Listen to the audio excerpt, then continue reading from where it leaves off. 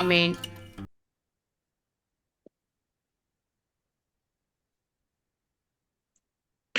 சரி, நம்ம ஒரு பாட்டு பாடிட்டு நம்ம கிளாஸ்க்கு போகலாம். இன்னைக்கு கூட ஒரு பாடல் பாட தேவன் நமக்கு உதவி செய்வாராக. எங்க பிள்ளைங்க இன்னைக்கு ஒரு பாடல் பாடுவாங்க. பாடலுக்காக நம்ம வந்து கர்த்தரை ஸ்துதிக்கலாம்.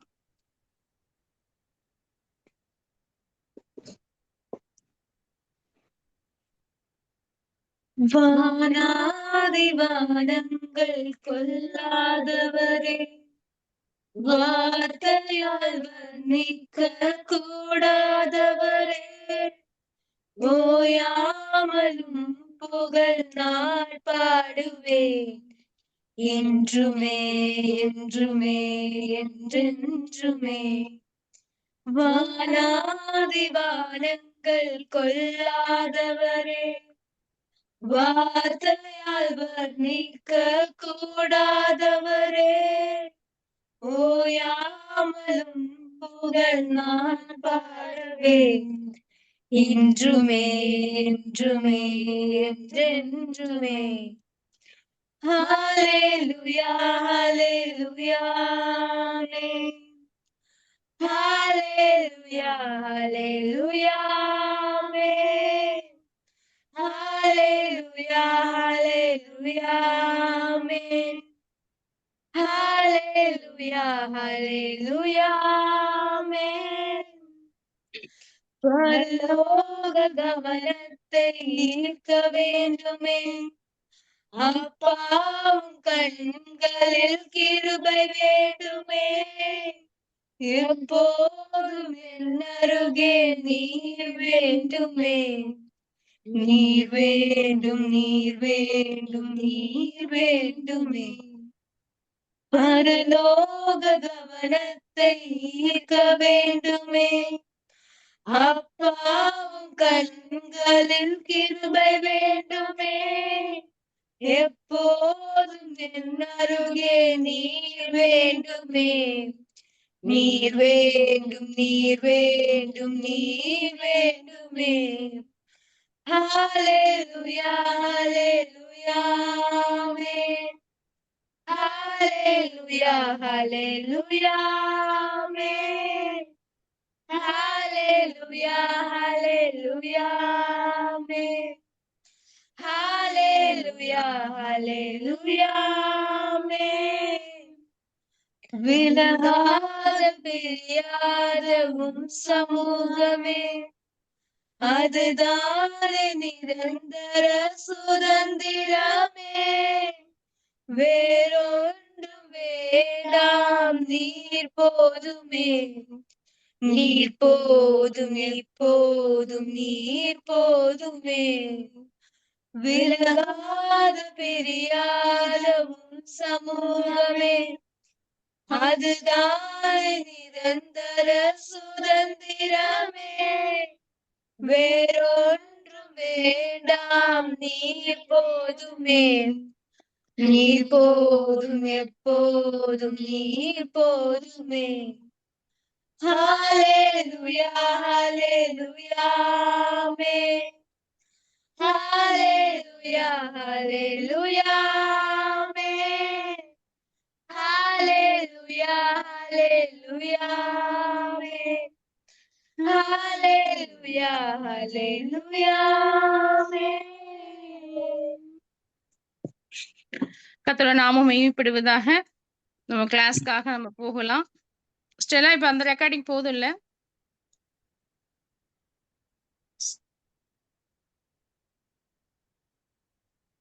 போதும் சவிதா.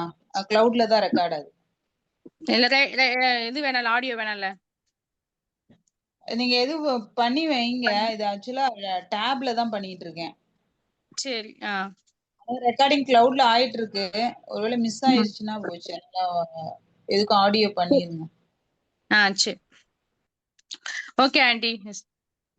ആന്റി. ഓക്കെ. ദൈവത്തിന്റെ അതിപരിശുദ്ധമായുള്ള നാമം വാഴ്ത്തപ്പെടുമാറാകട്ടെ. കഴിഞ്ഞ മാസം கர்த்தருடைய நாமம் மகிமைப்படுவதாக. കഴിഞ്ഞ മാസം പല കാരണങ്ങളാൽ ക്ലാസ് എടുക്കുവാനായിട്ട് സാധിച്ചില്ല. போன மாசம் நிறைய காரணங்கள் இருந்ததுனால கிளாஸ் எடுக்க முடியல. എന്നാൽ ഇന്ന് നമുക്ക് എല്ലാവർക്കും കൂടെ ഒന്നിച്ചു കൂടുവാനും ക്ലാസ് എടുക്കുവാൻ തൊക്കൊണ്ടും ദൈവം കൃപ തരുന്നതിന് വേണ്ടിയിട്ട് പ്രാർത്ഥിക്കുക. இன்னைக்கு நம்ம ஒண்ணா சேர்ந்து கர்த்தருடைய வசனம் படிக்கிறதுக்காக கத்துக்கிறதுக்காக நம்ம பிரேயர் பண்ணிட்டு இருப்போம். ഇന്ന് ഞാൻ എടുക്കുവാനായിട്ട് ഉദ്ദേശിക്കുന്നത് ഫാമിലിയോടുള്ള ബന്ധത്തിൽ തന്നെയുള്ള ക്ലാസ് ആണ്. இன்னைக்கு குடும்பத்தை பத்தி தான் நம்ம பார்க்க போறோம். എന്നാൽ പ്രത്യേകിച്ച് മക്കളെ വളർത്തുന്നതിനെ പറ്റിയുള്ള ക്ലാസ്സുകളാണ് ഇനി 1-2 ക്ലാസ്സുകൾ അതാണ് എടുക്കാൻ ഉദ്ദേശിക്കുന്നത്. ஆனா வரக்கூடிய 1-2 கிளாஸ் கூட பிள்ளைகளை எப்படி வளர்க்க வேண்டும் அப்படின்ற ஒரு தலைப்பில் தான் எடுக்க போறேன். ഇന്നത്തെ എൻ്റെ ടോപ്പിക്ക് ബാലൻ നടക്കേണ്ടുന്ന വഴിയിൽ അവനെ അഭ്യസിപ്പിക്കുക എന്നുള്ളതാണ്. இன்னைக்கு எடுக்க போற விஷயம் என்னென்றால் பிள்ளையானவன் நடக்க வேண்டிய வழியிலே அவனை நடத்த வேண்டும் அப்படின்னு தான். അമ്മമാർക്ക് ഇതെങ്ങനെ ചെയ്യാനായിട്ട് സാധിക്കും എന്ന് നമുക്ക് ചിന്തിക്കാം. ഒരു തായാല ഇത് எப்படி முடியும் அப்படின்னு நம்ம சிந்திப்போம். ഒരു അമ്മയുടെ ഏറ്റവും വലിയ ഉത്തരവാദിത്വം എന്നുള്ളത് ദൈവം ദാനമായിട്ട് തന്നിരിക്കുന്ന കുഞ്ഞുങ്ങളെ ആത്മീകവും മാനസികവും ശാരീരികമായ ആരോഗ്യത്തിൽ വളർത്തുക എന്നുള്ളതാണ്. ஒரு அம்மாக்கு இருக்கக்கூடிய முக்கியமான பொறுப்பு என்னென்றால் பிள்ளைங்களை ஆத்மீகமாவும் பௌதிகமாவும் உற்சாகமா வளர்க்க வேண்டிய பொறுப்பு தான். മാതാപിതാക്കന്മാർക്ക് ഒന്നിച്ചുള്ള ഉത്തരവാദിത്തമാണിത്. അമ്മാവും അപ്പാക്കും சேர்ந்து இருக்கக்கூடிய பொறுப்பு தான் இது. എന്നാൽ അമ്മമാർക്ക് പ്രത്യേകിച്ച് അതിനുള്ള ഉത്തരവാദിത്തം ഉണ്ട്. முக்கியமா அம்மாவுக்கு தான் ஒரு பெரிய முக்கியமான பொறுப்பு அம்மா கிட்ட தான் இருக்கும். ലൂക്കോസിന്റെ സുവിശേഷം 2-ാം അധ്യായം 40-ാമത്തെ വാക്യത്തിൽ യേശുവിന്റെ വളർച്ചയെ പറ്റി അവിടെ പറയുന്നുണ്ട്. ലൂക്ക് 2-ാவது அதிகாரம் 40-வது வசனம். பிள்ளை வளர்ந்து ஆவியிலே பலன் கொண்டு ஞானத்தினால் நிறைந்தது, தேவனுடைய கிருபையும் அவர் மேல் இருந்தது. അപ്പൊ ഇവിടെ പറയുന്നത് പൈതൽ വളർന്നു, ജ്ഞാനം നിറഞ്ഞു, ആത്മാവിൽ ബലപ്പെട്ടു, ദൈവകൃപയും അവന്റെ പേരുണ്ടായിരുന്നു എന്നാണ് നമ്മൾ വായിച്ചത്. അപ്പൊ നമ്മുടെ കുഞ്ഞുങ്ങളും ഈ രീതിയിൽ തന്നെയാണ് നമ്മൾ അവരെയും വളർത്തേണ്ടത്. നമ്മ പിള്ളേങ്ങളെയും കൂടെ இந்த மாதிரி தான் நம்ம வளர்க்க வேண்டும். ശാരീരികമായ വളർച്ച, മാനസികമായ വളർച്ച, അതുപോലെ ആത്മീയമായ വളർച്ച ആവശ്യമാണ്. ஆன்மீகமாவும் பௌதிகமாவும் அவங்க வளர வேண்டியது அவசியமா இருக்கு. ദൈവകൃപയിൽ ആശ്രയിച്ചുകൊണ്ട് തന്നെ ഈ 3 കാര്യങ്ങളും നമുക്ക് ശ്രദ്ധ വെച്ച് കുഞ്ഞുങ്ങളെ പഠിപ്പിക്കേണ്ടതാണ്. கர்த்தர் கிருபையினாலேயே நம்ம இவங்களை வளர்க்க வேண்டும். അപ്പോൾ നമ്മൾ പരിശീലനത്തെ പറ്റി പറഞ്ഞു. പക്ഷെ പരിശീലനം എപ്പോഴും തുടങ്ങണം എന്നുള്ള ഒരു ചോദ്യമാണ്. இந்த பிள்ளைங்களை வளர்க்கக்கூடிய அந்த பயிற்சி எப்ப தொடங்க வேண்டும் அப்படின்னு நம்ம பார்ப்போம். ജനിച്ചാൽ ഉടനെ തന്നെ പരിശീലനം തുടങ്ങണമെന്നാണ് ഞാൻ പറയുന്നത്. பிறந்த உடனேயே அவங்களுக்கு தேவையான பயிற்சியை நம்ம கொடுக்க வேண்டும் அப்படின்னு தான் நான் சொல்லுவேன். ജനിച്ചാൽ ഉടനെ കുഞ്ഞുങ്ങൾ കരയുമല്ലോ. பிறந்த உடனே பிள்ளைகள் அழுவாங்க. അത് ആരോഗ്യത്തിന്റെ ഒരു ലക്ഷണമാണ് കുഞ്ഞ് കരയുക എന്നുള്ളത്. കരഞ്ഞില്ലെങ്കിൽ ഡോക്ടർമാര് അടിച്ച് കരയിപ്പിക്കാറുമുണ്ട്. ஆரோக்கியமான ஒரு பிள்ளையோட பிள்ளை அப்படிதான் அழுவாங்க. அது அழுவல அப்படின்னா டாக்டர்ஸ் அவங்கள அடிச்சு கூட அழ வைப்பாங்க. അപ്പൊ ആരോഗ്യമുള്ള ഒരു കുഞ്ഞിനെ തന്നു എന്നത് ഓർത്ത് നമുക്ക് ദൈവത്തെ ആദ്യമേ തന്നെ സ്തുതിക്കാം. ஆரோக்கியமான ஒரு பிள்ளையை கர்த்தர் நமக்கு கொடுத்திருக்காரு அப்படின்ற ஒரு நல்ல விஷயத்தை മനസ്സിൽ நினைச்சுக்கிட்டு நம்ம கர்த்தருக்கு நன்றி சொல்லுவோம். അതോടൊപ്പം തന്നെ കുഞ്ഞിനെ ദൈവത്തിൽ ആശ്രയിച്ച് ദൈവകൃപയിൽ ആശ്രയിച്ച് വളർത്തുവാനുള്ള കഴിവിന് വേണ്ടിയിട്ടും പ്രാർത്ഥിക്കണം. கர்த்தர் கிருபையினாலே அவங்களை வளர்க்கக்கூடிய ஒரு வழிக்காக நம்ம பிரேயர் பண்ணா தேவையா இருக்கு. സദൃശവാക്യം 3-ാം അധ്യായത്തിന്റെ 5 മുതൽ 7 വരെയുള്ള വാക്യങ്ങൾ വായിക്കാം. நீதிமொழிகள் 3ஆவது அதிகாரம் 5லிருந்து 7 வரைக்கும் வாசிப்போம்.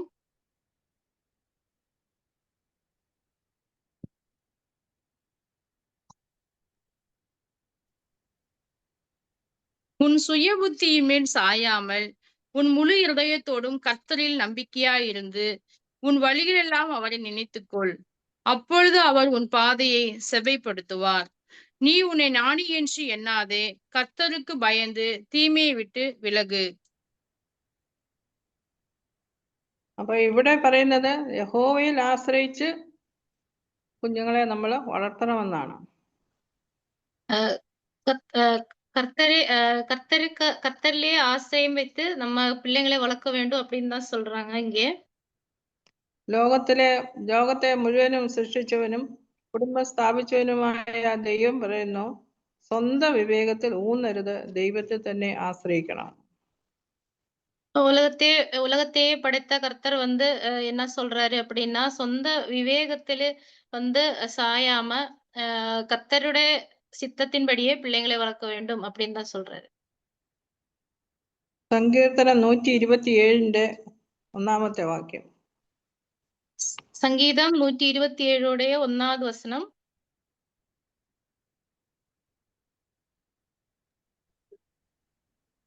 கர்த்தர் வீட்டை கட்டாராகில் அதை கட்டுகிறவன் பிரயாசம் விருதா. கர்த்தர் நகரத்தை காவாராகில் காவலால் விழித்திருக்கிறது விருதா. വീട് പണിയണമെങ്കിൽ യഹോവ നമുക്ക് സഹായമായിട്ടുണ്ടായിരിക്കണം എന്നാണ് ഇവിടെ പറയുന്നത്. வீட்டை கட்டுறதுக்கு கர்த்தர் தான் நமக்கு உதவியா இருக்க வேண்டும். സങ്കീർത്തനം 128ന്റെ 1 മുതൽ 4 വരെയുള്ള വാക്യങ്ങൾ വായിക്കാം. சங்கீதம் 128 1லிருந்து 4 வரைக்கும் வாசிப்போம். கர்த்தருக்கு பயந்து அவர் வழிகளில் நடக்கிறவன் எவனோ அவன் பாக்கியவான். உன் கைகளின் பிரயாசத்தை நீ சாப்பிடுவாய், உனக்கு பாக்கியமும் நன்மையும் உண்டாயிருக்கும். உன் மனைவி உன் வீட்டோரங்களில் கனி தரும் திராட்சை கொடி போல் இருப்பாள். உன் பிள்ளைகள் உன் பந்தியை சுற்றிலும் ஒலிவு மர கன்றுகள் போல் இருப்பார்கள். இதோ கர்த்தருக்கு பயப்படுகிற மனுஷன் இவ்விதமாய் ஆசீர்வதிக்கப்படுவான். ഇവിടെ യഹോവയെ ഭയപ്പെട്ട് അവന്റെ വഴികളിൽ നടക്കുന്ന മനുഷ്യനെ പറ്റിയാണ് പറയുന്നത്. இங்கே வந்து கர்த்தருக்கு பயந்து அவர் வழிகளிலே நடக்கக்கூடிய ஒரு மனிதனை குறித்து தான் இங்கே சொல்றாங்க. അവന്റെ ഭാര്യ വീട്ടിലുണ്ട്, அவனோட மனைவி அங்க வீட்டுல இருக்காங்க, അവന്റെ മക്കളൊക്കെയും കൂടെയുണ്ട്, பிள்ளைங்களும் இருப்பாங்க.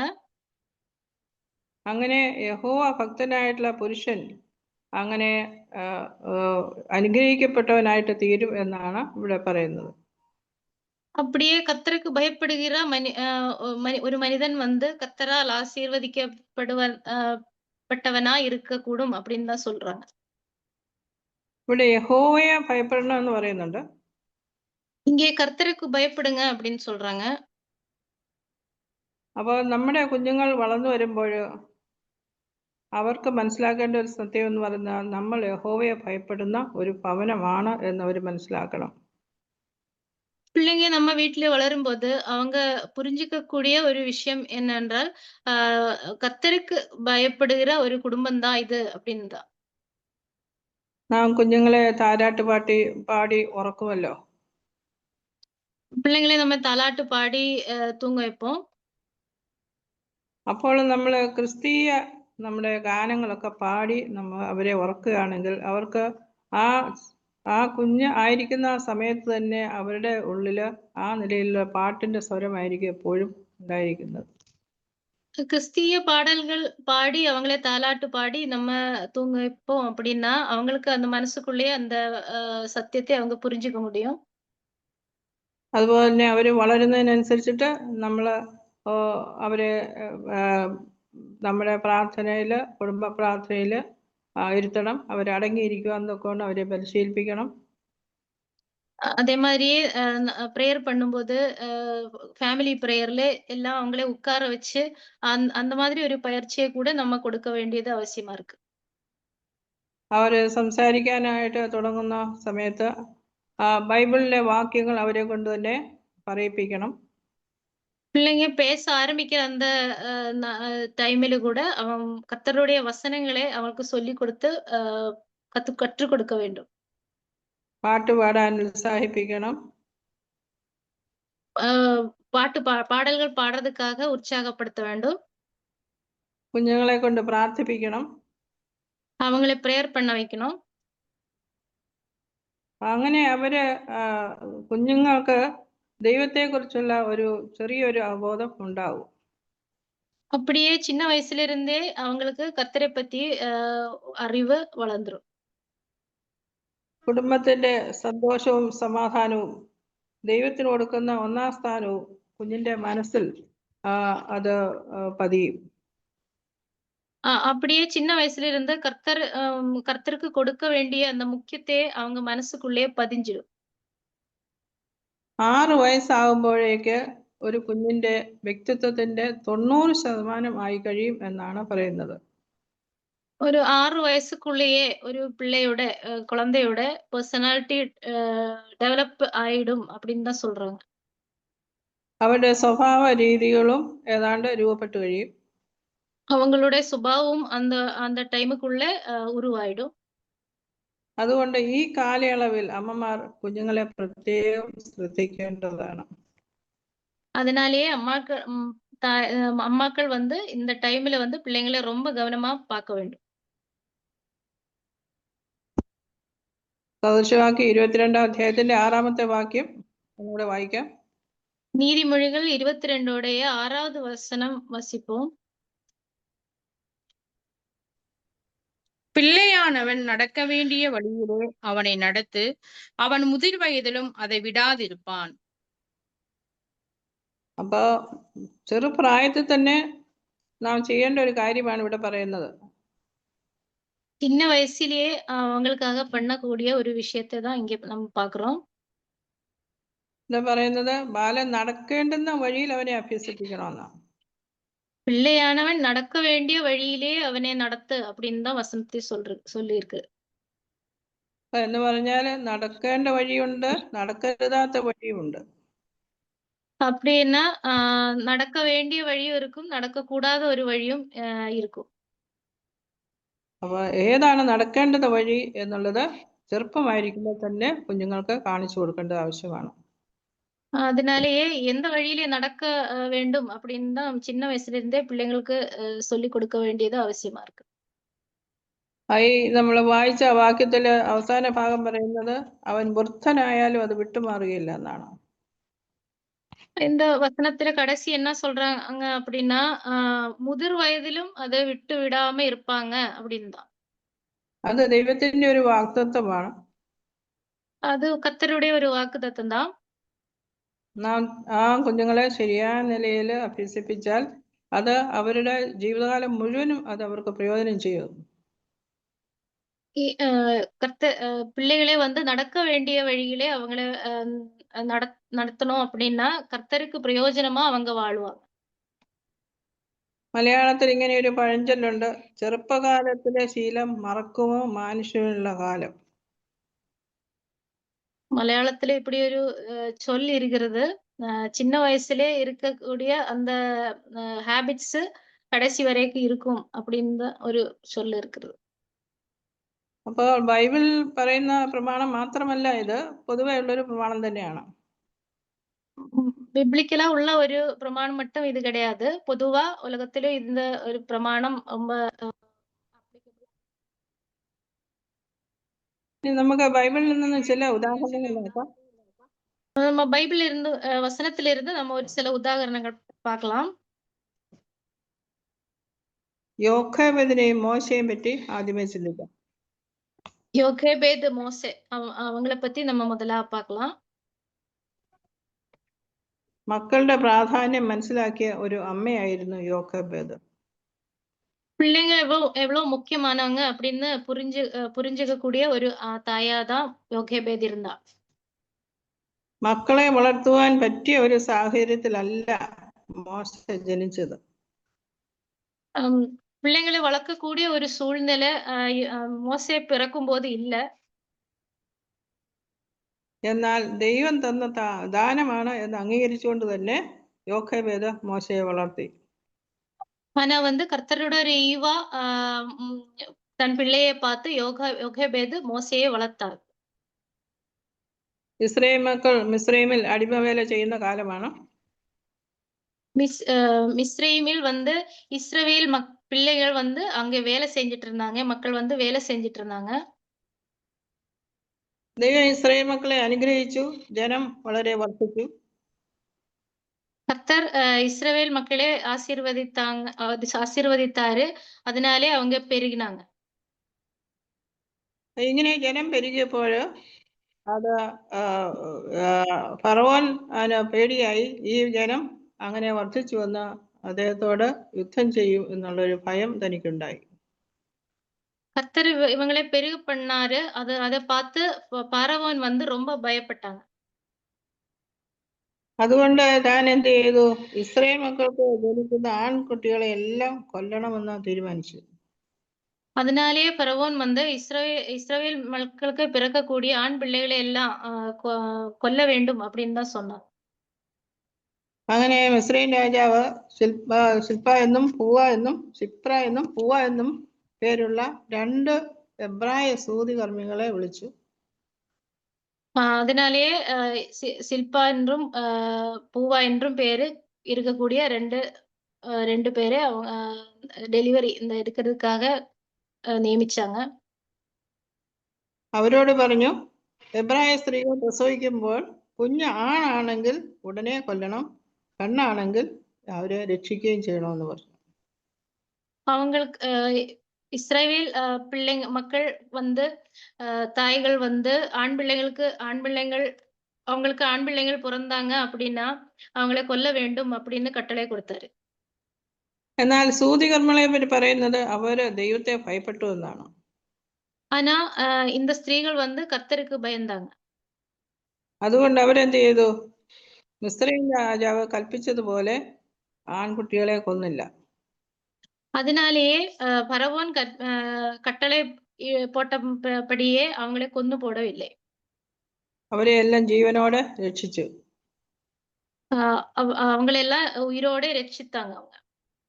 ഈ സമയത്താണ് യോഖേബേദിന് മോശ ജനിക്കുന്നത്.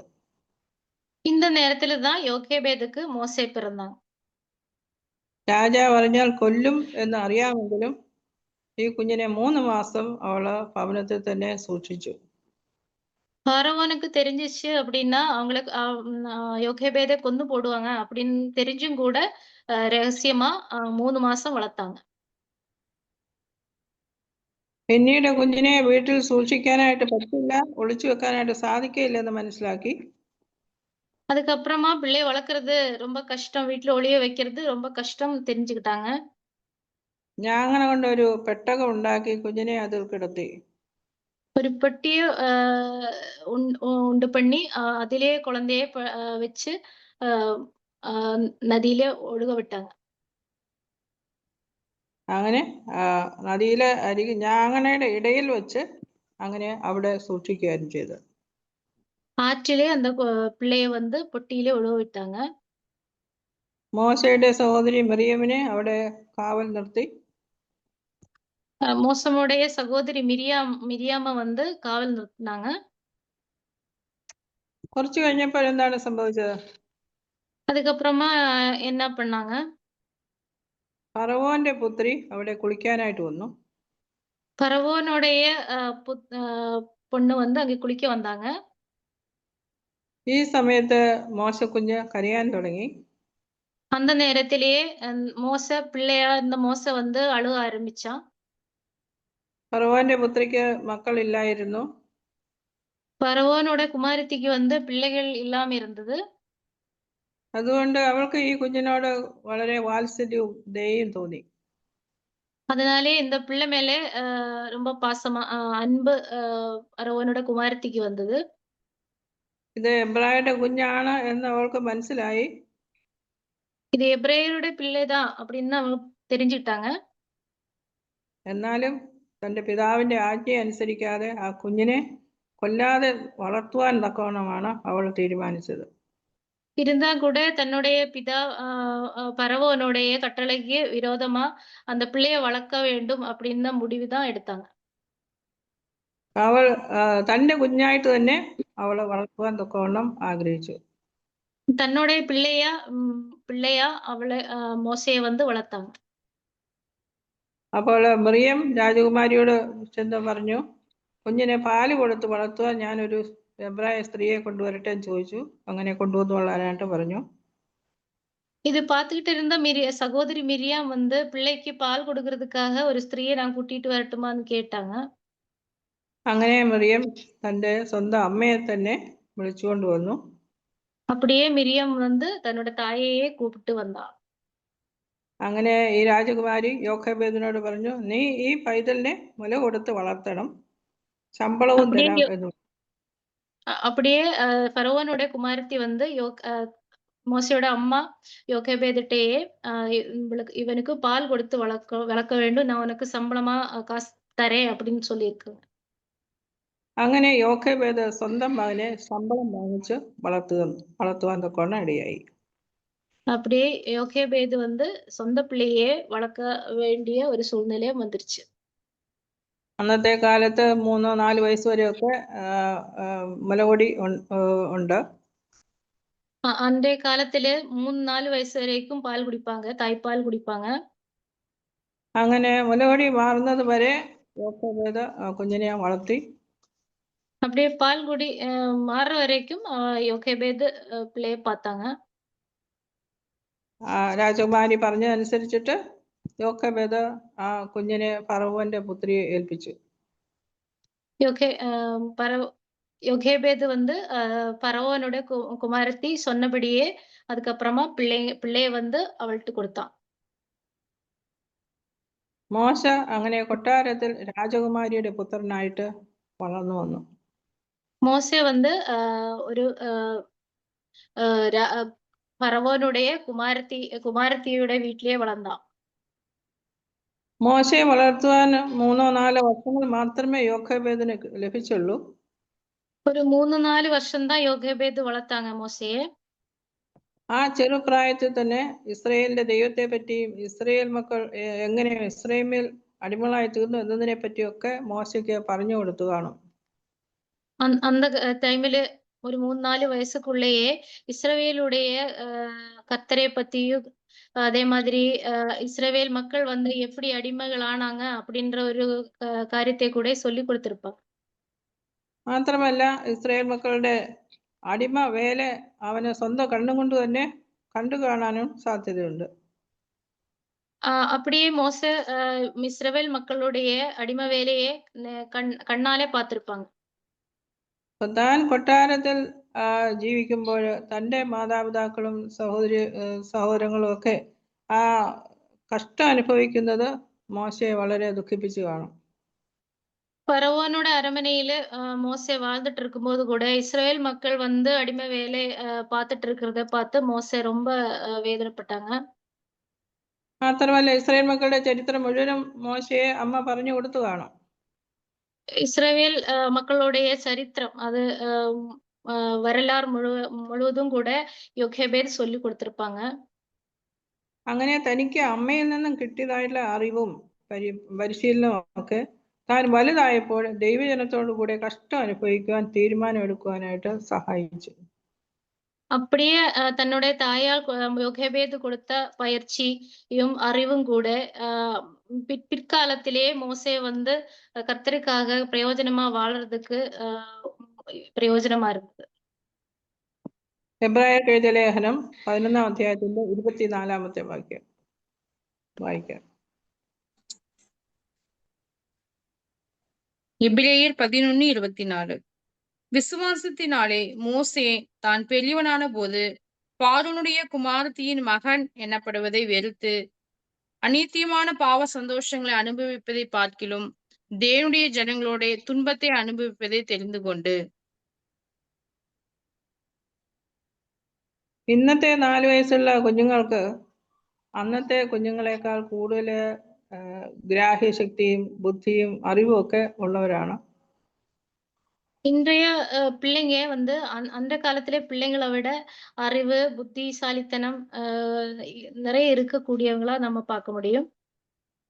എന്നാൽ നമ്മൾ ആ കുഞ്ഞുങ്ങൾക്ക് വേണ്ട വിധത്തിൽ വചനം പറഞ്ഞു കൊടുക്കുകയോ അവരെ ആ നിലയിൽ വചനം പഠിപ്പിക്കുകയോ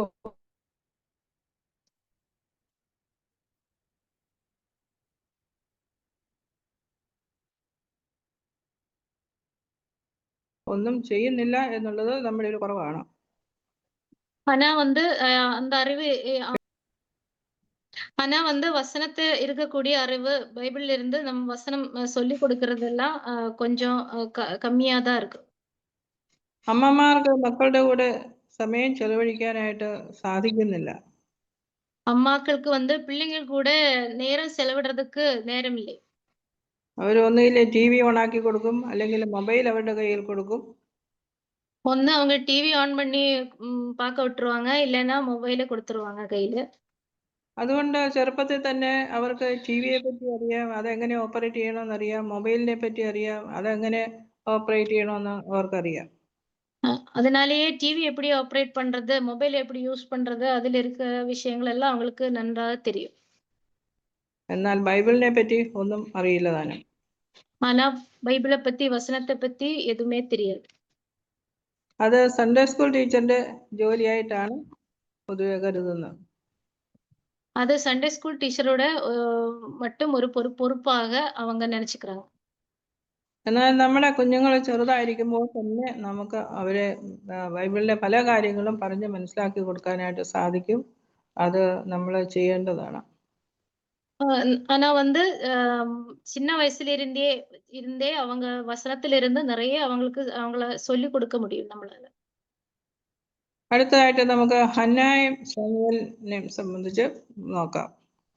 அடுத்த உதாரணமா அன்னாளை பத்தியும் சாமுவேலை பத்தியும் நம்ம பார்ப்போம். ഹന്നയ്ക്കും ശമൂവേലിനെ വളർത്തുവാൻ ചുരുക്കം ചില വർഷങ്ങൾ മാത്രമേ ലഭിച്ചുള്ളൂ. அன்னாளுக்கு கூட சமூவேலை வளர்க்கறதுக்கு ரொம்ப கொஞ்சமான நாட்கள் தான் கிடைச்சிருச்சு. ഹന്ന ദൈവത്തോട് ചോദിച്ചു വാങ്ങിയ അനുഗ്രഹമാണ് ശമൂവേൽ.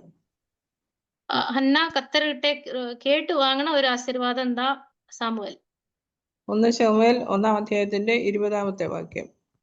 1 சாமுவேல் 1வது அதிகாரம் 20வது வசனம் வாசிப்போம்.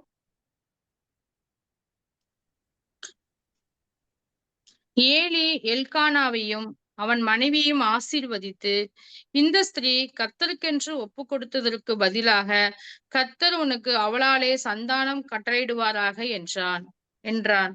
அவர்கள் தங்கள் ஸ்தானத்திற்கு திரும்பி போய்விட்டார்கள். ഹന്നയ്ക്ക് മക്കളില്ല എന്നൊരു സങ്കടം ഉണ്ടായിരുന്നു. இந்நாளுக்கு பிள்ளைகள் இல்ல அப்படின்ற ஒரு துக்கம் இருந்தது. മാത്രമല്ല ഏലി പുരോഹിതന്റെ മക്കൾ നീചന്മാരും യഹോവയെ മാനിക്കാത്തവരുമായിരുന്നു എന്നുള്ള ദുഃഖവും അവൾക്കുണ്ടായിരുന്നു.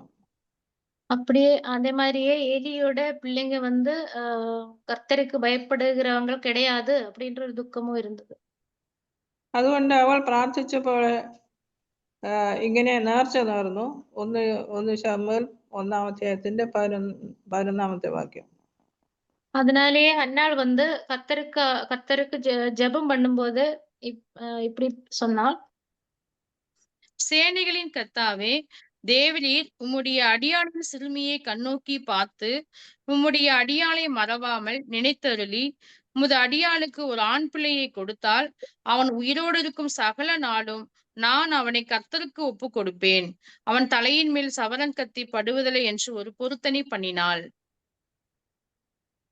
ഒരു മകനെ തന്നാൽ അവനെ ജീവപര്യന്തം യഹോവയ്ക്ക് കൊടുക്കുമെന്നുള്ള ഒരു തീരുമാനം അവൾ എടുത്തു. ஒரு பிள்ளையை கொடுத்தாரு அப்படின்னா உயிரோடு இருக்கிற வரைக்கும் அவனை கர்த்தருக்காக வளர்ப்பேன், ஒப்பு கொடுப்பேன் அப்படின்ற ஒரு பொருத்தனை அவள் பண்ணாள். അങ്ങനെ ശമൂവേൽ ബാലനെ ഒരു മറുപടി മാറുന്നത് വരെ, അതായത് 3-4 വർഷങ്ങൾ മാത്രമേ വളർത്തുവാനുള്ളതായ അവസരം അവൾക്ക് ലഭിച്ചുള്ളൂ. ஒரு 3-4 வருஷம் பால்குடி மாறுற வரைக்கும் தான் தன் பிள்ளையை வளர்க்கக்கூடிய ஒரு சூழ்நிலை ஹன்னாளுக்கு இருந்தது. ഈ സമയം അവള് ഒട്ടും വേസ്റ്റ് ആക്കിയില്ല. இந்த சமயத்தை கூட அவ ஒருபோதும் வேஸ்ட் பண்ணவில்லை. ഹന്ന ശമൂവേലിനോട് യഹോവയെ പറ്റിയും ഏലിയുടെ പുരോഹിത ശുശ്രൂഷയെ പറ്റിയും ശുശ്രൂഷയുടെ മഹത്വത്തെ പറ്റിയും ഒക്കെ പറഞ്ഞു കൊടുത്തു കാണും. அன்னாள் வந்து சமுவேல் கிட்ட கர்த்தரை பத்தி, கர்த்தருடைய ஊழியங்களை பத்தி, ஏலியை பத்தி எல்லாம் நிறைய சொல்லி கொடுத்திருப்பாங்க. മാത്രമല്ല ഏലിയുടെ മക്കളുടെ തെറ്റായ ജീവിതശൈലിയെ പറ്റിയും പറഞ്ഞു കൊടുക്കാൻ സാധ്യതയുണ്ട്. அதே மாதிரியே ஏலியோட பிள்ளைங்களோட தப்பான ஒரு வழியை சுட்டி காமிச்சிருப்பாங்க. ജീവപര്യന്തം ശമൂവേലിന് യഹോവയ്ക്ക് നേർച്ചയായിട്ട് കൊടുത്തു എന്നുള്ള സത്യവും അവനെ പറഞ്ഞ് മനസ്സിലാക്കി കാണും. உயிரோடு இருக்கிற நாள் வரைக்கும் கர்த்தருக்காக ஒப்பு கொடுத்திருக்கேன், கர்த்தருக்காக ஒரு பொருத்தனை பண்ணியிருக்கேன் அப்படின்ற ஒரு சத்தியத்தையும் கூட அந்நாள் சாமுவேல் கிட்ட சொல்லி கொடுத்திருப்பாள். അങ്ങനെ മുലകുടി മാതിനു ശേഷം ബാലിനെ ഏലി പുരോഹിതനെ കൊണ്ട് ഏൽപ്പിച്ചു. அப்படியே ஏலி ஆசாரியர்கள்ட்ட கொண்டு போய் விட்டாங்க பால்குடி மாறினதுக்கு அப்புறமா. അങ്ങനെ ചെറുപ്പത്തിലെ തനിക്ക് കിട്ടിയ ഉപദേശങ്ങളും പാഠങ്ങളും പിന്നീട് തന്നെ വിശ്വാസത്തിൽ നിലനിൽക്കുന്നതിനും പുരോഹിത ശുശ്രൂഷ വിശ്വസ്തമായിട്ട് ചെയ്യുന്നതിനും സഹായമായിട്ട് തീർന്നു. அதுக்கப்புறமா தனக்கு கிடைக்கக்கூடிய இந்த விஷயங்களை எல்லாம் அவன் ஒரு ஆசாரி ஆனதுக்கு அப்புறமா கூட பிரயோஜனமா இருந்தது.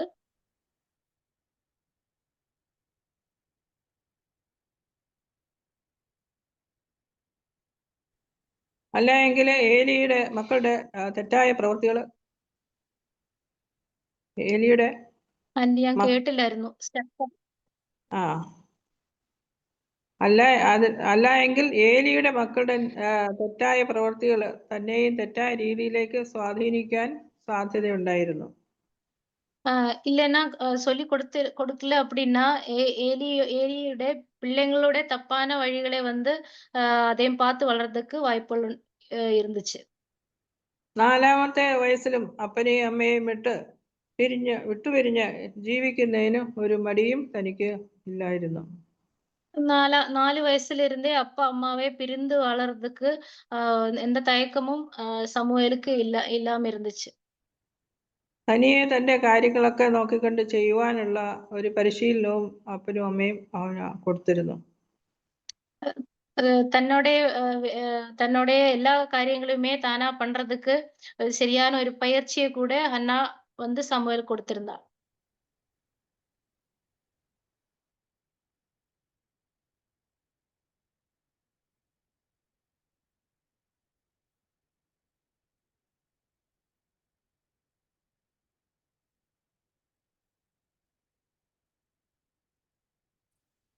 കേട്ടില്ലേ? ഇടയ്ക്ക് സ്റ്റക്കായി പോണുണ്ടല്ലേ? ഒന്നുകൂടെ പറയണം. ഒന്നുകൂടി പറയാവോ? ആ ചെറുപ്പകാലത്ത് തന്നെ ഹന്നായിക്ക് നല്ല ശീലങ്ങൾ പറഞ്ഞു കൊടുക്കാനായിട്ട് ആ നിലയിൽ പഠിപ്പിക്കാനായിട്ട് സാധിച്ചെങ്കിൽ നമുക്ക് നമ്മുടെ കുഞ്ഞുങ്ങളെയും ആ പ്രായത്തിൽ തന്നെ പഠിപ്പിക്കാനായിട്ട് സാധിക്കും. 4 வயசு வரைக்கும் சமூவேலுக்கு நல்ல விஷயங்களே அண்ணாவால சொல்லிக் கொடுக்க முடியும் அப்படின்னா அது நம்மளாலே முடிஞ்ச ஒரு விஷயம்தான்.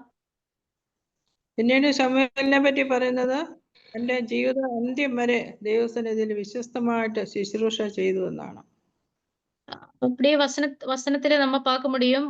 தன்னுடைய சாமுவேலோட வாழ்க்கையோட கடைசி வரைக்கும் கர்த்தருக்கு பயந்து அவரு வாழ்ந்தாரு. 1 ശമൂവേൽ 12-ാം അധ്യായത്തിന്റെ 2-3 വാക്യങ്ങളിൽ തന്റെ സാക്ഷ്യം പറയുന്നുണ്ട്. 1 சமுவேல் 12வது அதிகாரம் 2-3 வசனங்கள் கூட சாமுவேல் வந்து தன்னை குறித்தான ஒரு சாட்சியத்தை சொல்லியிருக்காரு. വായിക്കാം.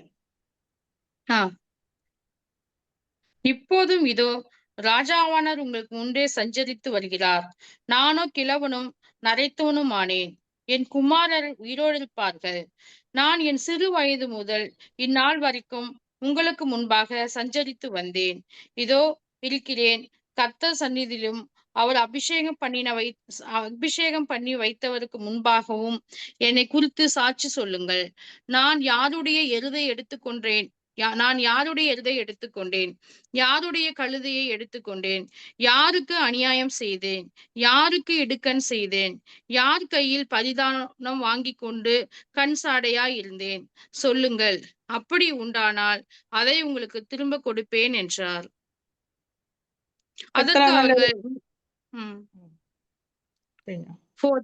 அதற்கு அவர்கள் நீர் எங்களுக்கு அநியாயம் செய்யவும் இல்லை, எங்களுக்கு இடுக்கண் செய்யவும் இல்லை, ஒருவர் கையிலும் ஒன்றும் வாங்கவும் இல்லை என்றார்கள். എത്ര നല്ലൊരു സാക്ഷ്യമാണ് ശമൂവേൽ പറയുന്നത്. எவ்வளவு பெரிய ஒரு சாட்சியமா நம்ம அது பார்க்க முடியும். അപ്പൊ ആ അമ്മ ചെറുപ്പത്തിലെ അങ്ങനെ ആ നിലയില് പരിശീലിപ്പിച്ചത് കൊണ്ട് അത് അവന്റെ അവസാനം വരെയും തനിക്ക് ആ നിലയിൽ വിശ്വസ്തമായിട്ട് ദൈവസന്നിധിയിലായിരിക്കാൻ ഇടയായി. சின்ன வயசுல இருந்தே அன்னாள் வந்து சரியான ஒரு பயிற்சியை கொடுத்ததுனாலே தான் நம்ம இந்த மாதிரி சமூகம் வளர்ந்தது அப்படின்னு நம்ம பார்க்க முடியும். സമൂഹത്തിന് വേണ്ടി പ്രാർത്ഥിക്കുന്ന ഒരു ദൈവഭക്തയായ ഒരു അമ്മ പിന്നിൽ ഉണ്ടായിരുന്നു എന്നുള്ളതിന് സംശയമില്ല. கர்த்தருக்கு பயப்படக்கூடிய ஒரு தாயா அன்னாள் இருந்தாங்க அப்படின்னு நம்ம பார்க்க முடியும். നമ്മുടെ കുഞ്ഞുങ്ങൾക്ക് വേണ്ടിയും നമ്മൾ ധാരാളം പ്രാർത്ഥിക്കേണ്ടത് ആവശ്യമാണ്.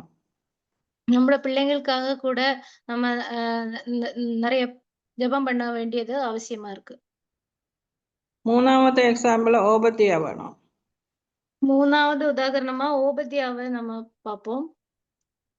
1 രാജാക്കന്മാർ 18-ാം അധ്യായത്തിന്റെ 3-4 വാക്യങ്ങളിൽ ഓബദ്യാവിനെ പറ്റി പറയുന്നുണ്ട്. 1 രാജാക്കൾ 18-வது அதிகாரம் 3-4 வசனங்கள்.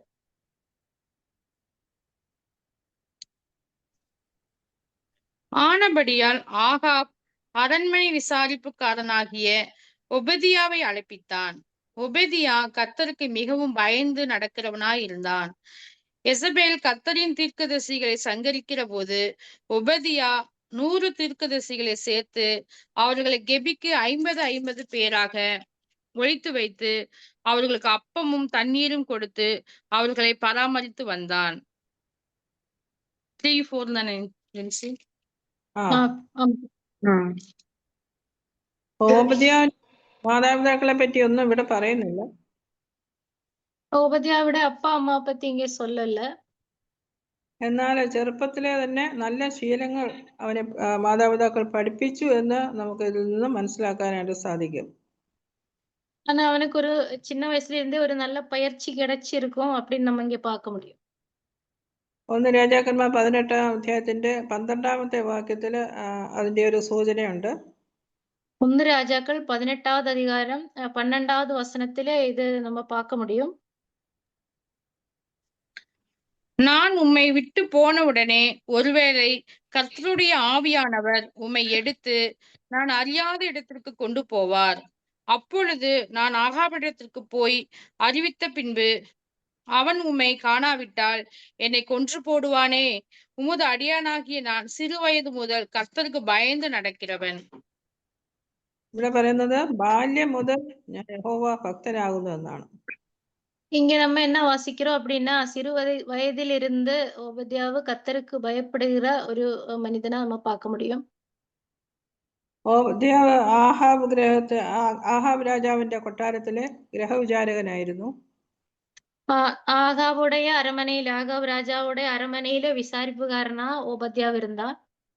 എന്നാൽ ആഹാബും ഭാര്യ ഇസബേലും ദുഷ്ടരായ ആൾക്കാരായിരുന്നു. ஆனா ஆகாபும் அவனுடைய மனைவி இசபேலும் வந்து ரொம்ப நல்லவங்களா இருந்ததில்ல. ദൈവത്തിന്റെ പ്രവാചകന്മാരെ ഒക്കെയും അവർ കൊന്നൊടുക്കുകയായിരുന്നു. கர்த்தருடைய தீர்க்கதரிசிகளை எல்லாமே அவங்க கொன்று போட்டாங்க. അങ്ങനെയുള്ള സാഹചര്യത്തിലാണ് ഓബദ്യാവ് മഹാ ദൈവഭക്തനായിട്ട് കൊട്ടാരത്തിൽ വസിച്ചത്. அந்த மாதிரி ஒரு சூழ்நிலையில தான் ஓபத்யா வந்து இந்த ஆகாபுடைய அரமனையில வாழ்ந்துட்டு இருந்தாங்க. മാത്രമല്ല ആഹാബ് അറിയാതെ തന്നെ 100 പ്രവാചകന്മാരെ അപ്പവും വെള്ളവും കൊടുത്ത് അവരെ രക്ഷിച്ചു എന്നാണ് പറയുന്നത്. அப்படியே அந்த ஆகாவோட அரண்மனையில் இருந்துட்டே அவங்க வந்து கர்த்தருடைய தீர்க்கதரிசிகளுக்கு வந்து அப்பமும் தண்ணீரையும் கொடுத்து அவங்க பராமரித்து வந்தா அப்படின்னு நம்ம பார்க்க முடியும். അപ്പോൾ ചെറുപ്പത്തിലെ അമ്മയപ്പന്മാരിൽ നിന്ന് കിട്ടിയ നല്ല ശീലങ്ങളും ഉപദേശങ്ങളുമാണ് ദുഷ്ടനായ ആഹാബ് രാജാവിന്റെ ഗൃഹത്തിൽ ഭക്തനായിട്ട് ജീവിക്കുവാൻ തക്കവണ്ണം ഓബദ്യാവിനെ സഹായിച്ചത്. சின்ன வயசுலயே தனக்கு கிடைக்கக்கூடிய போதனைகள் நல்ல நல்ல ஹேபிட்ஸ் இதெல்லாம் தான் கர்த்தருக்கு பயப்படக்கூடிய ஒரு மனிதனா உபத்யாவை வந்து இங்கே வாழ வச்சாங்க. അടുത്ത എക്സാമ്പിള് തിമോത്തിയോസ് ആണ്. அடுத்த உதாரணம் அடுத்ததா திமோத்தேயை வந்து திமோத்தேயு அவங்களை வந்து உதாரணமா நம்ம பார்க்க முடியும். തിമോത്തിയോസിനെ വളർത്തിയത് തന്റെ വലിയമ്മ ലോവിസും അമ്മ യൂനിക്കയും കൂടെയാണ്. അമ്മ ஐனிக்காலும் அவங்க 2 பேரும் தான் சேர்ந்துதான் திமோத்தேயை பார்த்தாங்க. തിമോത്തിയോസിന്റെ വലിയമ്മ ലോവിസ് തന്റെ വിശ്വാസം മകൾ യൂനിക്കയ്ക്ക് പകർന്നു കൊടുത്തു. பாட்டி லோவிஸ் வந்து தன்னுடைய பொண்ணு யுனிக்காளுக்கு வந்து அந்த விசுவாசத்தையும் கர்த்தருக்கு பயப்படக்கூடிய அந்த விஷயத்தையும் பகிர்ந்து கொடுத்தாள். യൂനിക്ക ആ വിശ്വാസം തന്റെ മകനായ തിമോത്തിയോസിന് ചെറുപ്പത്തിൽ തന്നെ പറഞ്ഞു കൊടുത്തു. யுனிக்காளும் வந்து திமோத்தேயுக்கு சின்ன வயசுல இருந்தே கர்த்தருக்கு வேண்டக்கூடிய அந்த முக்கியத்தையும் சொல்லி கொடுத்து வளர்த்திருப்பாங்க. അതുകൊണ്ട് തിമോത്തിയോസ് ദൈവത്തിന്റെ വലിയൊരു ദാസനായിട്ട് തീരുവാൻ ഇടയായി. கர்த்தருக்கு பிரயோஜனமா திமோத்தேயு வாழறதுக்கு இது ஒரு காரணமாக இருந்தது. 2 തിമോത്തിയോസ് 1-ാം അധ്യായത്തിന്റെ 5-ാമത്തെ വാക്യം വായിക്കാം. 2 திமோத்தேயு 1வது அதிகாரம் 5வது வசனம் வாசிப்போம். அந்த விசுவாசம் முந்தி உன் பாட்டியாகிய லோவிசாளுக்குள்ளும் உன் தாயாகிய ஐனிக்கேயாளுக்குள்ளும் நிலைத்திருந்தது. அது உனக்குள்ளும் நிலைத்திருக்கிறது என்று நிச்சயித்திருக்கிறேன். അതോടൊപ്പം തന്നെ പൗലോസ് അപ്പോസ്തലൻ തിമോത്തിയോസിനോട് പറയുന്ന ചില വാക്കുകളുണ്ട്. അത് 2 തിമോത്തിയോസ് 3:14 പറയുന്നുണ്ട്. பவுல் வந்து திமோத்தேயு கிட்ட சொல்லக்கூடிய ஒரு சில வசனமும் நம்ம பார்க்க முடியும். 2 திமோத்தேயு 3:14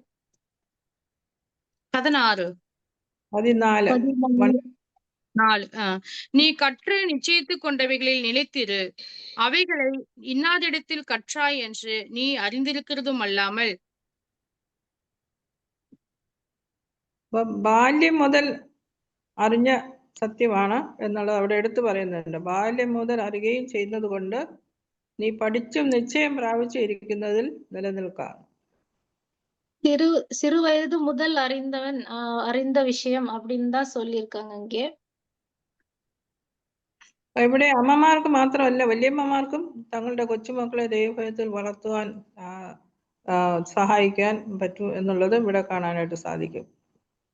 அம்மாவால மட்டும் இல்ல ஒரு பாட்டியால கூட பிள்ளைங்களை நல்லா வளர்க்க முடியும் அப்படின்னு இங்க நம்ம பார்க்க முடியும். അങ്ങനെ തന്നെ നമ്മൾ ചെയ്യേണ്ടത് ആവശ്യമാണ്. அப்படி நம்ம செய்ய வேண்டியது அவசியமா இருக்கு.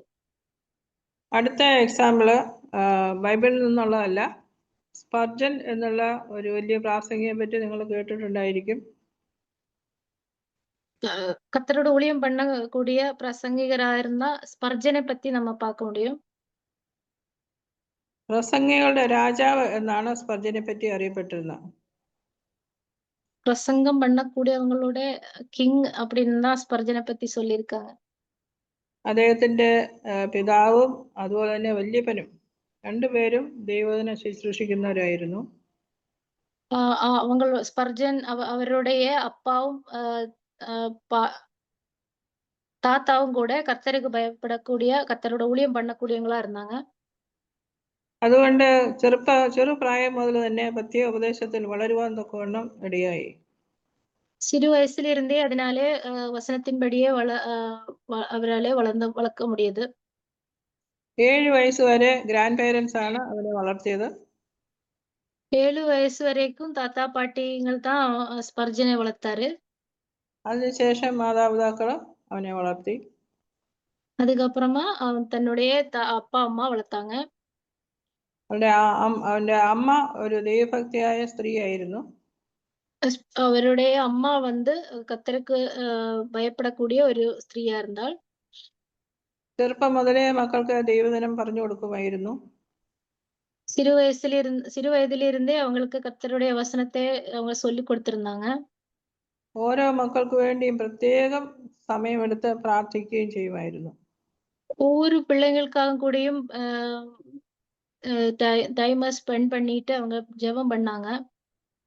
സ്പർജന് വേണ്ടിയിട്ടുള്ള തന്റെ പ്രാർത്ഥന താൻ ദൈവത്തിന് വേണ്ടി ജീവിതം മുഴുവനും ചെലവഴിക്കണം എന്നതായിരുന്നു.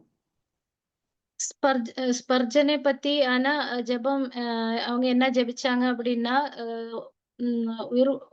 அவங்களோட வாழ்க்கை நாள் முழுவதும் கூட கர்த்தருக்காக ஊழியம் பண்ணணும் அப்படின்றதுதான். ദൈവം അവരുടെ പ്രാർത്ഥനയ്ക്ക് ഉത്തരം നൽകി. கர்த்தர் வந்து அவங்க ஜெபத்துக்கு ആൻസർ കൊടുത്താங்க. 16-ാമത്തെ വയസ്സിൽ താൻ പ്രസംഗിക്കാൻ തുടങ്ങി, ദൈവവചനം പ്രസംഗിക്കാനായിട്ട് തുടങ്ങി.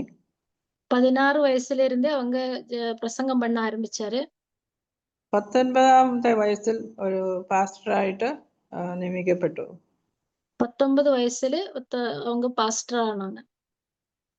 58-ാമത്തെ വയസ്സിൽ കർത്താവിന്റെ സന്നിധിയിൽ ചേർക്കപ്പെട്ടു. 58வது വയസ്സിൽ வந்து அவங்க உயிர் இழந்தாங்க.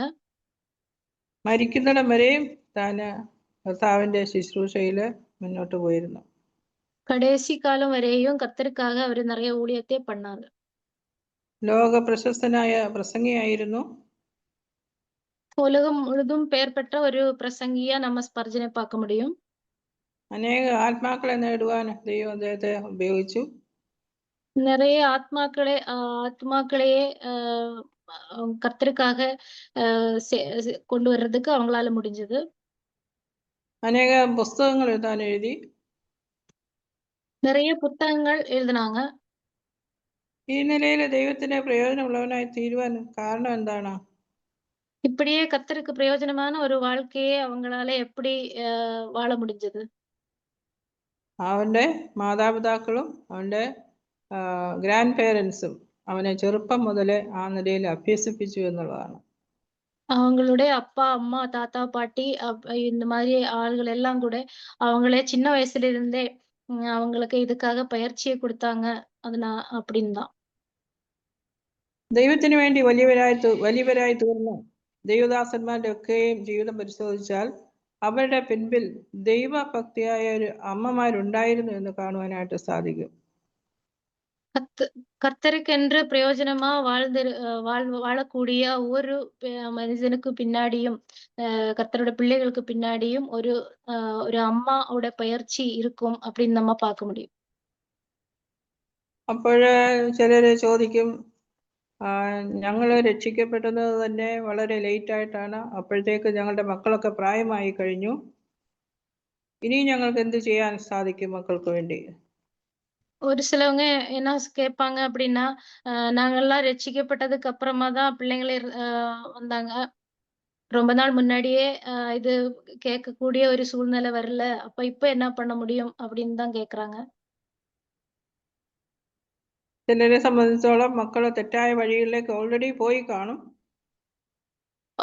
ஒருவேளை பிள்ளைங்க ஆல்ரெடி அவங்க தப்பான வழியில இருந்துட்டு இருப்பாங்க. എന്നാൽ നിങ്ങളുടെ മനസ്സ് കലങ്ങേണ്ട ആവശ്യമില്ല. இருந்தாலும் நம்ம அதை பத்தி கவலைப்பட அவசியம் இல்ல. ദൈവത്തിന് ഇനിയും പ്രവർത്തിക്കാനായിട്ട് കഴിയും. கர்த்தரால இன்னும் கர்த்தரால நிறைய விஷயங்கள் பண்ண முடியும்.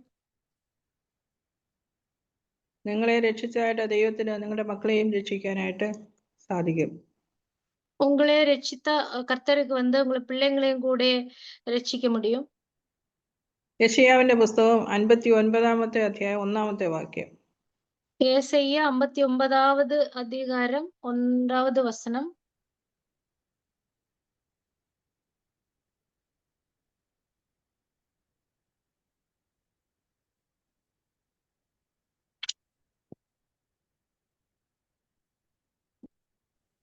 இதோ ரட்சிக்க கூடாதபடிக்கு கர்த்தருடைய கை குறுகி போகவும் இல்லை, கேட்க கூடாதபடிக்கு அவளுடைய செவி மந்தமாகவும் இல்லை.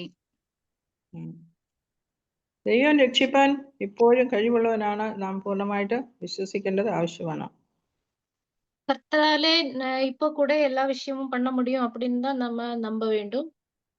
സങ്കീർത്തനം 34:15. சங்கீதம் 34:15 வசனம்.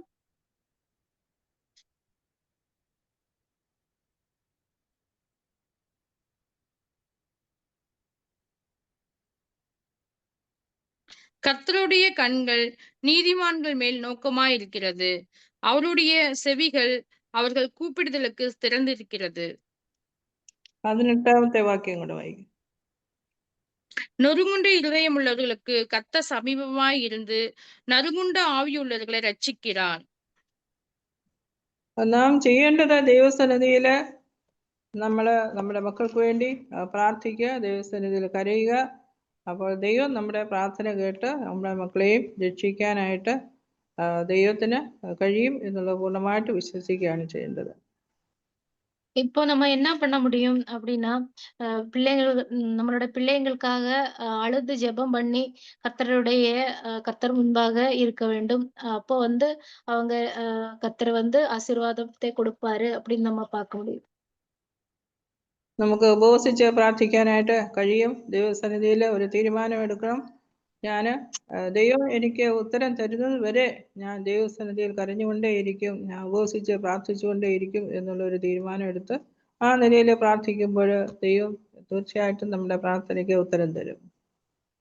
உபவாச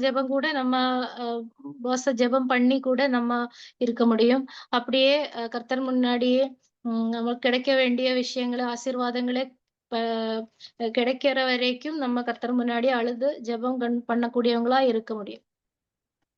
സെയിന്റ് അഗസ്റ്റിൻ എന്നൊരു വലിയൊരു ദൈവദാസൻ ജീവിച്ചിരുന്നു. സെയിന്റ് അഗസ്റ്റിൻ அப்படின்ற ஒரு கர்த்தரோட ஊழியம் பண்ணக்கூடியவங்க நம்ம பார்க்க முடியும். അദ്ദേഹത്തിന്റെ പിതാവ് വിശ്വാസി അല്ലായിരുന്നു. அவருடைய அப்பா வந்து கர்த்தருக்கு பயப்படக்கூடியவங்களா இருந்ததில்ல. എന്നാൽ അമ്മ മോനിക്ക ദൈവഭക്തിയായ ഒരു സ്ത്രീയായിരുന്നു. ஆனா அம்மா மோனிகா வந்து ഒരു വിശ്വാസിയാ இருந்தாள். ഈ മകൻ തെറ്റായ വഴിയിൽ കൂടി അങ്ങനെ ജീവിക്കാനായിട്ട് തുടങ്ങി. அவருடைய இந்த மகன் வந்து தப்பான வாழ்க்கையிலே வாழ்ந்துட்டு இருந்தாங்க. ഈ മകന്റെ മാനസാന്തരത്തിന് വേണ്ടി രാവും പകലും കണ്ണീര് ഒഴുക്കി അവര് പ്രാർത്ഥിക്കാനായിട്ട് തുടങ്ങി. தப்பான வழியை விட்டு விலகி வர்றதுக்காக இந்த அம்மா இரவும் பகலுமா ஜெபம் பண்ணிட்டு இருந்தாங்க. എന്നാൽ ഈ മകൻ പിന്നെയും പാപത്തിലേക്ക് പോയിക്കൊണ്ടിരുന്നു. ലോകത്തില് കാണുന്ന എല്ലാ പാവങ്ങളിലേക്കും അവന് അങ്ങനെ പോയി. அப்பவும் கூட உலகத்திலே நம்ம பார்க்கக்கூடிய நிறைய பாபத்திலே வந்து செயின்ட் அகஸ்டின் இவங்க வந்து விழுந்து போனாங்க. അമ്മ പ്രാർത്ഥന നിർത്തിയില്ല. அம்மா வந்து ஜெபத்தை நிறுத்தவே இல்லை. ദൈവം പ്രാർത്ഥന കേൾക്കും എന്ന് തന്നെ അവൾ ഉറച്ചു വിശ്വസിച്ചു. கர்த்தர் ஜெபத்தை கேட்பாரு அப்படின்ற நம்பிட்டு இருந்தாங்க. അമ്മയുടെ കണ്ണുനീർ ദൈവം കണ്ടു. അമ്മാവുടെ കണ്ണുനീരെ കർത്തർ பார்த்தாரு. അമ്മ ജീവിച്ചിരിക്കുമ്പോൾ തന്നെ ആ മകൻ രക്ഷിക്കപ്പെട്ടു. அப்படியே அம்மா உயிரோடு இருக்கும்போதே இந்த செயின்ட் அகஸ்டின் வந்து രക്ഷിക്കപ്പെട്ടാர். അഗസ്റ്റിന്റെ ജീവിതത്തിൽ വലിയൊരു രൂപാന്തരം ഉണ്ടായി. അഗസ്റ്റിനുடைய வாழ்க்கையில வந்து நிறைய மாற்றங்கள் உருவானது. വലിയൊരു സന്തോഷം അവന് ലഭിച്ചു. ഒരു സന്തോഷം അവൾക്ക് கிடைச்சது. പിന്നീട് അവന് ദൈവജനത്തിന് പ്രയോജനമുള്ള വലിയൊരു ദൈവദാസനായിട്ട് തീർന്നു. கர்த்தருடைய பிள்ளைங்களுக்கும் கர்த்தருக்கும் பிரயோஜனமான ஒரு வாழ்க்கையை அவங்களால வாழ முடிஞ்சது. അതിനുശേഷം അഗസ്റ്റിനെ അറിയുന്നത് സെയിന്റ് അഗസ്റ്റിൻ എന്നാണ്. அதுக்கப்புறமா அகஸ்டின் வந்து செயின்ட் அகஸ்டின் அப்படின்னு சொல்லப்பட்டாங்க. അതുകൊണ്ട് നമ്മുടെ മക്കളെ ദൈവഭക്തിയിൽ നമുക്ക് വളർത്താം. கர்த்தருக்கு பயப்படக்கூடிய ஒரு பக்தியிலே நம்ம பிள்ளைங்களை வளர்ப்போம். ചെറുപ്പം മുതലേ തന്നെ അവരെ നടക്കേണ്ടുന്ന വഴി നമ്മൾ അവർക്ക് കാണിച്ചു കൊടുക്കണം. சிறு வயதிலிருந்தே அவங்க நடக்க வேண்டிய வழியை நம்ம தான் அவங்களுக்கு காட்டி கொடுக்கணும். ദൈവം നമുക്ക് തന്ന ദാനമാണ് നമ്മുടെ മക്കൾ എന്ന് നാം മനസ്സിലാക്കണം. பிள்ளைங்க கர்த்தர் கொடுத்திருக்கிற ஒரு ஈவா நம்ம அவங்களെ புரிஞ்சுக்க വേണം. അതുപോലെ തന്നെ ദൈവം നമ്മുടെ കരങ്ങളിലേക്ക് തന്നു, നാം ദൈവത്തിന് അവരെ തിരികെ ഏൽപ്പിക്കേണ്ടതാണ് എന്നൊരു ബോധത്തോടു കൂടി തന്നെ നമ്മൾ അവരെ വളർത്തേണ്ടത് ആവശ്യമാണ്. கர்த்தர் வந்து அவங்களே நம்மளுடைய பிள்ளைங்களா கொடுத்தாங்க. அப்படியே அவங்களே அவருக்குன்னு திரும்பி கொடுக்கிற வரைக்கும் வளர்க்கக்கூடிய பொறுப்பு தான் நம்மள்ட்ட இருக்கு. എന്നാൽ ഇന്ന് നമ്മൾ കാണുന്നത് പല അമ്മമാർക്കും കുഞ്ഞുങ്ങളുടെ കൂടെ സമയം ചെലവഴിക്കാൻ സാധിക്കുന്നില്ല എന്നുള്ളതാണ്. ஆனா இன்னைக்கு நம்ம என்ன பார்க்க முடியும் அப்படின்னா, பிள்ளைங்க கூட நேரம் செலவிடுறதுக்கு அம்மாக்களுக்கு நேரம் இல்ல அப்படின்னு நம்ம பார்க்க முடியும். അതുകൊണ്ട് ദൈവവചനം ചെറുപ്പം മുതലേ പഠിപ്പിക്കാനും സാധിക്കുന്നില്ല. அதனாலே கர்த்தருடைய வசனத்தை சொல்லிக் கொடுக்கறதுக்கும் நேரம் இல்ல. മക്കളെക്കാൾ ജോലിക്കാണ് ഇപ്പോൾ പലരും പ്രാധാന്യം കൊടുക്കുന്നത്. பிள்ளைங்களை விட வேலைக்கு முக்கியத்துவம் கொடுப்பாங்க. മക്കളുടെ പ്രാധാന്യം മനസ്സിലാക്കി ദൈവഭക്തിയിൽ അവരെ വളർത്തുവാൻ ഓരോ അമ്മമാരെയും ദൈവം സഹായിക്കട്ടെ എന്ന് പ്രാർത്ഥിക്കുന്നു. பிள்ளைங்க தான் முக்கியமா இருக்காங்க. அவங்களோட முக்கியத்துவம் புரிஞ்சுகிட்டு அவங்களை வளர்க்க வேண்டும் அப்படின்ற ஒரு விஷயத்தை புரிஞ்சுகிட்டு வளர்க்கறதுக்கு கர்த்தர் உதவி செய்வாராக. അപ്പോൾ നമ്മളിത് കണ്ടത് കുഞ്ഞുങ്ങളെ ദൈവഭക്തിയിൽ വളർത്തുവാനായിട്ട് നമ്മൾ അവർ പ്രായമാകാൻ വേണ്ടിയിട്ട് വെയിറ്റ് ചെയ്യേണ്ട ആവശ്യമില്ല. അവർ ചെറുപ്പമായിരിക്കുമ്പോൾ തന്നെ നമ്മൾ കണ്ടത് മോശയെ കണ്ടു, ശമൂവേലിനെ കണ്ടു. അവരൊക്കെ ചെറുപ്പത്തിൽ 4 വയസ്സാകുന്നതിന് മുമ്പ് തന്നെ ദൈവവചനം അവർക്ക് അമ്മമാരെ മനസ്സിലാക്കി കൊടുത്തു. അതേ വഴിയിൽ അവരെ നടത്തി. അത് നമ്മളെ കൊണ്ടും സാധിക്കുന്ന കാര്യമാണ്. അതുകൊണ്ട് ആ വഴിയിൽ തന്നെ നമ്മൾ നമ്മുടെ മക്കളെ വളർത്തുവാൻ ദൈവം നമ്മെ സഹായിക്കട്ടെ. பிள்ளைங்களே வளர்க்கறதுக்கு ஒரு வயசு வரைக்கும் நம்ம வெயிட் பண்ணிட்டு இருக்கணும் அப்படின்னு அவசியம் கிடையாது. சிறு வயதிலிருந்தே கர்த்தருக்கு பயப்படக்கூடிய பிள்ளைங்களா அவங்களே பயிற்சியிலே கொண்டு வர்றது ஒவ்வொரு அம்மாக்களுடையும் பொறுப்பாக இருக்கிறது. கர்த்தர் நமக்கு உதவி செய்வாராக. ദൈവനാമം മഹത്വപ്പെടുമാറാകട്ടെ. கர்த்தருடைய நாமம் மகிமைப்படுவதாக. ஆமென்.